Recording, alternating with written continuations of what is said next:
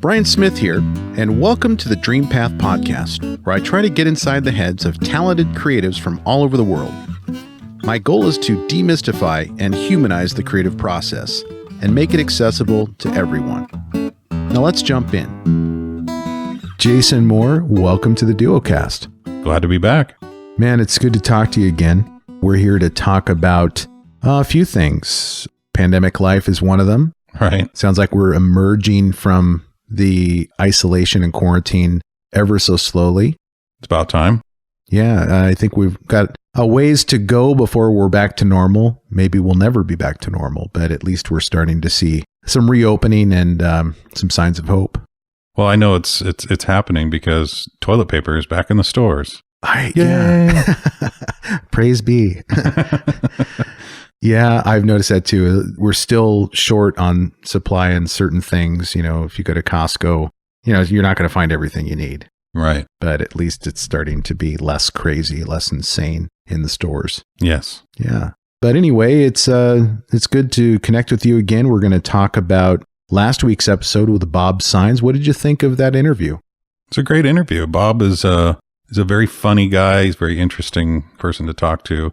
I actually talked to him. I called him on the phone last week and talked to him. We had a conversation about music and guitars and bands, and he's really kind of into the same stuff I am. Yeah. When it comes to the old 60s bands, the psychedelic stuff and the, Pink Floyd and Zeppelin and things like that. And the interview was really cool. His approach to screenwriting is unique, apparently, because other screenwriters have a much different way that he doesn't agree with. Formulaic. Yes. Yeah. Yeah. He's not a big formula guy. Right. Not a big rules guy. Nope. I think that's the San Francisco 1960s culture in him. That's right. That's the kind of the fuck you to society, exactly. As a whole. Exactly. Yeah. I really appreciated his kind of unorthodox and very unique approach to the craft and art of screenwriting. And as I mentioned in the interview, I read his book. And since reading his book and since the interview, I've plugged it online. I have endorsed it. I've told friends about it because I really do think it's one of the best screenwriting books I've ever read, if not the best. What makes it so great, I think, one of the things that makes it so great is how accessible it is in terms of how he writes it. Because when you're reading this book, and whenever I read any book, I expect a certain amount of formality. And he kind of talk about dispensing with rules. He does the same thing in his book. He dispenses with the formality of how you write a book. So it flows very conversationally, as if you're sitting next to him in a restaurant or something like that. And he's like, let me just tell you how it is. Right. Or that's not the way it works. Right. Which is the title of his book. Exactly. Yeah. But Bob's a really cool guy. Yeah. I like his honesty. He's brutally honest. If you give him a script, I even talked to him about this on the phone, about how he had mentioned somebody giving him a script about scrapbooking just how ridiculous that sounded. And he said something to the fact that he goes, you wouldn't even believe the amount of scripts I've gotten that are just out there. He said he got a script one time about being an auto mechanic. Oh, yeah? And just named off all these various ones. He said, there's just no way. Right. Like no way that it could ever go to film. There's actually a movie called The Mechanic. Oh, yeah? But it's not about turning wrenches. It stars Jason Statham, and it's an action thriller. So, okay. Yeah. I think the title, The Mechanic, is a little deceiving. So if the screenplay is actually about a mechanic, right? Yeah. who's in the shop and he's changing oil, nothing against mechanics. No. And how interesting that job can be. But in terms of what audiences are looking for, probably prefer like a Jason Statham vehicle as opposed to some indie film about turning wrenches. I could see a comedy about being a mechanic. Oh, yeah. I'm sure there's plenty of that. Well, one thing that we don't ever want to discourage in creatives who might be listening and looking for inspiration and ideas is there are no rules. So just because Bob Sáenz says, don't write a screenplay about scrapbooking or being a mechanic, doesn't mean you can't do it, that it's impossible. So there's always a way to tell a story that's interesting, I think. Do what comes from your heart. Right. Yeah. Yeah. And it may not sell 1 million tickets, but you could actually pull it off. Well, I think nude scrapbooking would be more interesting. Well, see, there you go. See? I mean, you need to find the angle that works best for that project. So, Jason, what are you paying attention to these days over the last week or two when you're not working and just looking for inspiration and ways to kill time? Well, I started watching with Odessa. I got pulled into it a little bit. It's a show on Netflix called Dead to Me, and it's with Christina Applegate and Linda Candellini. And just so far, what I've seen is very interesting. It's there's a murder involved. There's some sex scenes, just all around good fun going on. You had me at sex scene. Right, exactly. There's a murder. Christina Applegate's character murders the husband of Linda Candellini and puts him in the freezer. Okay. And so, and I haven't gotten past like episode 1 or 2 right now. So it's kind of building on that and what they're going to do with the body. And they go and bury the body. And it's just this big story is getting ready to unfold. So right on. As far as what I'm listening to, when I talked to Bob Sáenz, he says, "Do you like jazz?" I said, "Yeah." He goes, "Go check out Snarky Puppy." Oh yeah, I've heard of Snarky Puppy. And I went in there and dove in, and that is some of the most interesting improv jazz I've ever heard, with synth and horns, and it's crazy. Yeah, I love it. I love that kind of stuff. Jazz musicians are so intimidating to me because they seem to be operating in a completely different orbit. Oh yes, and even their rhythm is different than, like, if you said, "All right, Bryan, here's a guitar, get up on stage and play with this blues band." Mm-hmm. I could probably pull it off and not look ridiculous. But you say, get on the stage and play with this jazz band. I mean, I don't even know if I could play rhythm guitar with a jazz band. The syncopated beats that you hear and the different keys that they jump through and the improvisation, it's next level. It is. Yeah. Yeah. When I think of jazz, I think of people reading sheet music, because I don't quite understand sometimes how they pull off the odd time signature stuff without having to have that in front of them. But it's all muscle memory, and it's all practice, and it's all rehearsing, and eventually it kind of congeals together and it comes out beautifully. But I myself, I don't think I could even do a jazz band, maybe a little bit, but it kind of scares me, actually. Some of the greatest drummers out there are jazz drummers. Yeah. Some of the greatest guitarists are jazz guitarists. Well, for instance, Miley's. Yeah. Oh, yeah. Miley's actually got, I think, her degree in jazz. That's right. Over in Stockholm, Sweden. So once you have that foundation of jazz, I think you can do anything. I think so too. Yeah. And I don't think it works in reverse. I don't think you can say, all right, I know how to play blues, so I can do anything. No. There's a foundation of music theory that you have with jazz that you just don't get anywhere else. I agree. Yeah. What have you been listening to? Or watching, or? Yeah, well, I started listening to Chris Staples again. He's kind of an indie folk guy. You can find him on YouTube and Instagram, but he's got a very mellow vibe, and it's kind of cerebral folk music, I think. Yeah, I think you showed me some. It's hard to describe, but I really like his style. It kind of reminds me a little bit of like Death Cab for Cutie. Yeah. A little bit, but it's definitely indie in the look of his music videos and also just the sound. It's pretty chill. Yeah. Yeah. And also, I'm kind of going old school with Mike Watt. I don't know if you've ever listened to Mike Watt at all, but he's a bass player who I saw him in Bellingham in the early 90s in front of a crowd of maybe 20, 30 people. Nice. And he's just hard rocking, high energy, really funny. It's kind of like a Jack Black type of character on stage. Really a lot of charisma, really entertaining. So I've been listening to him. Watching Barry on HBO. It's a Bill Hader comedy about an assassin who wants to become an actor. Okay. Watching Billions on Showtime.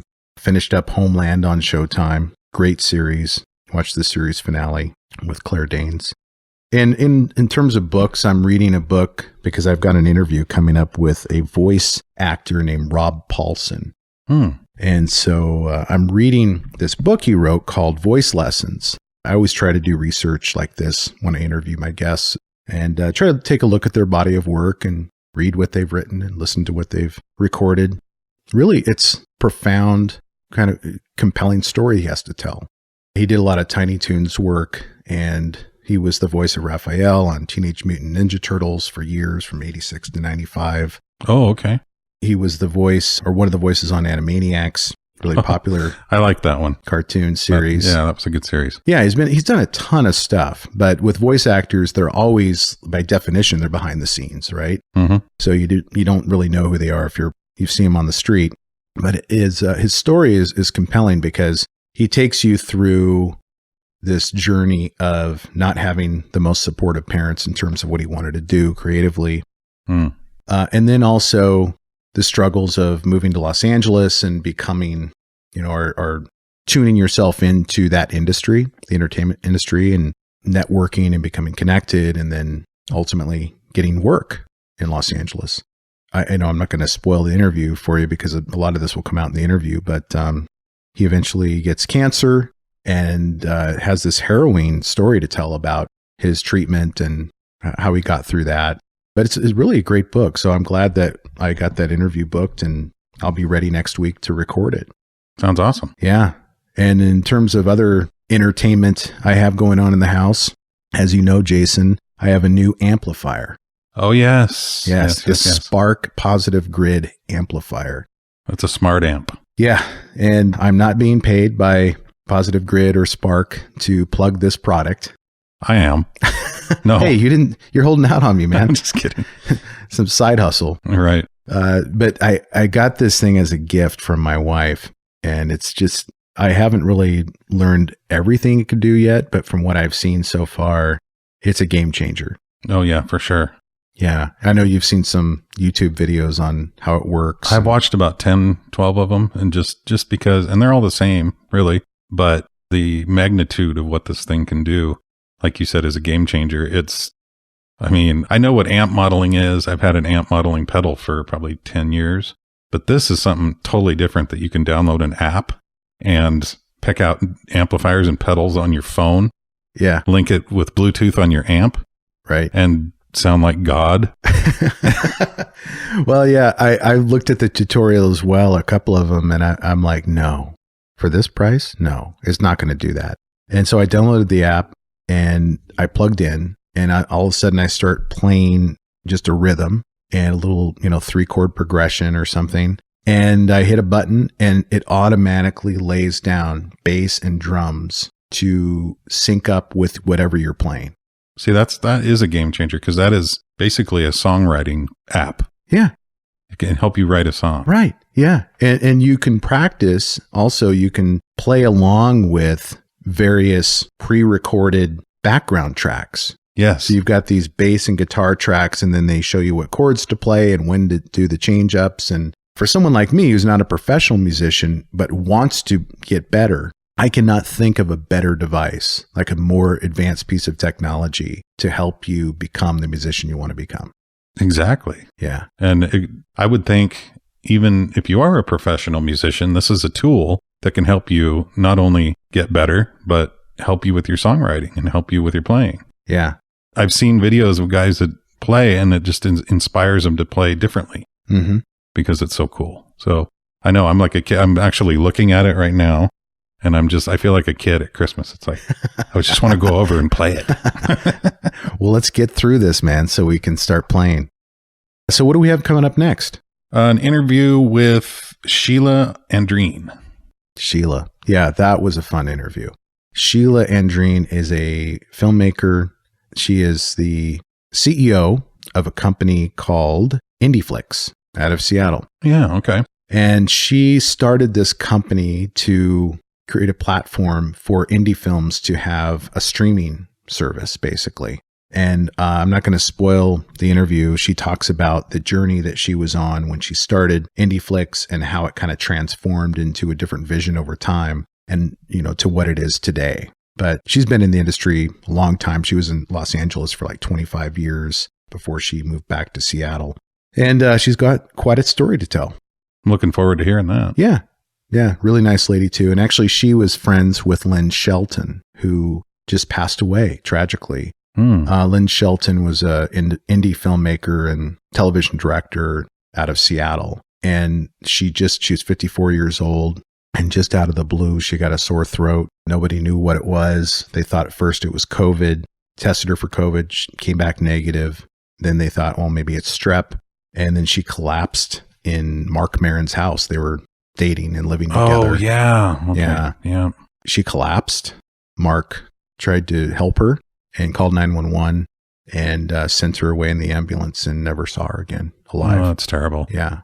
But Sheila, this is a digression, but Sheila was friends with Lynn. So they were part of the same filmmaking community in Seattle and had known each other for years. So my condolences to Sheila for her loss and, for the film community's loss. It was a big loss. She was such a giant in indie films and in television directing. One of the last films I saw that was directed by Lynn Shelton was Sword of Trust. And if you get a chance to see that, I highly recommend it. It's a comedy. It's hilarious, but it's kind of an improv comedy, and you wouldn't know it watching it that a lot of it is improv. But they had an outline that they worked with. There was some rehearsal, I think, beforehand, but a lot of the funniest lines in the movie were improv. Anyway, I saw that at the Seattle International Film Festival last year with my daughter, Whitney, and Lynn was there. Mark Maron was there. There were other actors on the panel for the Q&A afterwards. Lynn was vibrant and funny and humble, and you just would never know that her time was limited. Yeah, I think that's the way it goes for a lot of us. We just never know, You don't. So live life to the fullest. Live it, like it's going to end tomorrow. That's Right. the way I feel. Right. Well, speaking of living life to the fullest, you want to play that amp? I do, man. All right, brother. It's good talking to you. Good talking to you. Hey, thank you for listening, and I hope you enjoyed today's episode. If so, I have a favor to ask. Can you go to wherever you listen to podcasts and leave me a review? Your feedback is what keeps this podcast going. You can also check us out on Instagram, Twitter, and Facebook with the handle @DreampathPod. And as always, go find your dream path.